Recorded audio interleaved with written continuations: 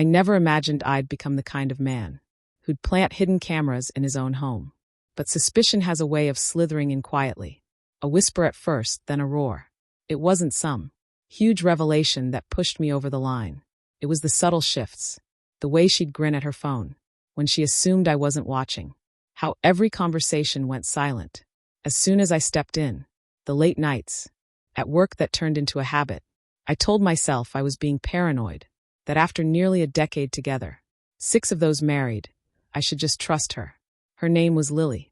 She had been my anchor, my constant, my home. But suddenly, the woman I adored felt miles away, like I was reaching for someone who had already let go.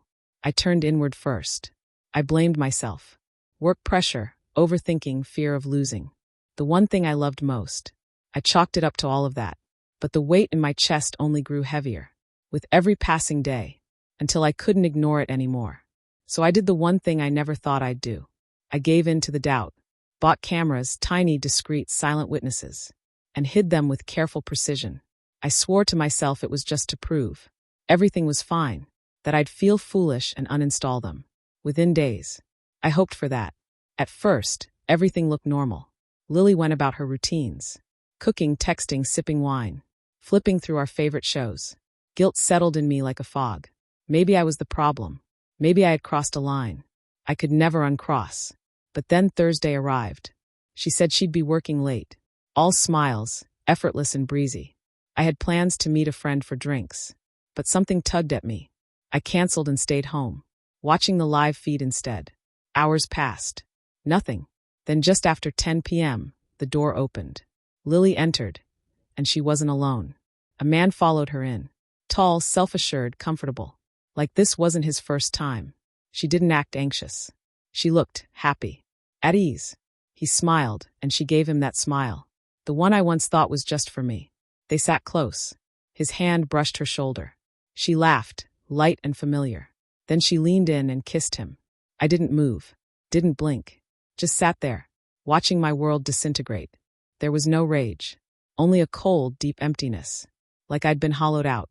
I played that clip over and over, trying to see something I missed. A hesitation, a misread, anything to make it untrue. But it was all real. She hadn't slipped. She'd chosen, comfortably, willingly. I didn't confront her that night. No screaming, no interrogation. Just silence, breathing the same air. As someone I no longer recognized, she acted as if nothing had changed. Chatted about vacations, movies, and plans for next year. But her voice sounded like static, words without weight. I nodded. I smiled. I ghosted. Each night, I lay beside her, pretending to sleep, pretending to forget. But I remembered everything. The way she kissed him, how she looked at him, the way she used to look at me. I kept checking the footage, not from obsession, but disbelief. I needed to confirm that the person who once held my broken pieces was now the one who shattered them. Then it all collapsed. I came home early, earlier than she expected. The moment I opened the door, I heard her in the kitchen, giggling into her phone, playful and sweet. But not for me. Not anymore. I didn't storm in. I stood still listening, and something inside me quietly fractured. Not from heartbreak, from clarity. That night she hummed, as she stirred dinner, light and content. I couldn't pretend any longer. I stepped into the kitchen, calm, composed. She turned, smiling. "We need to talk," I said. She blinked. "Is something wrong?" "I know," I replied. Her smile cracked. "No, what?" I said nothing, just pulled out my phone, hit play, and watched the betrayal unfold. In full color. She stared, drained of all color. When she spoke, her voice trembled. "It's not what it looks like." I laughed. Not with humor, but with the kind of sorrow that tastes like steel. "No, Lily. It's exactly what it looks like."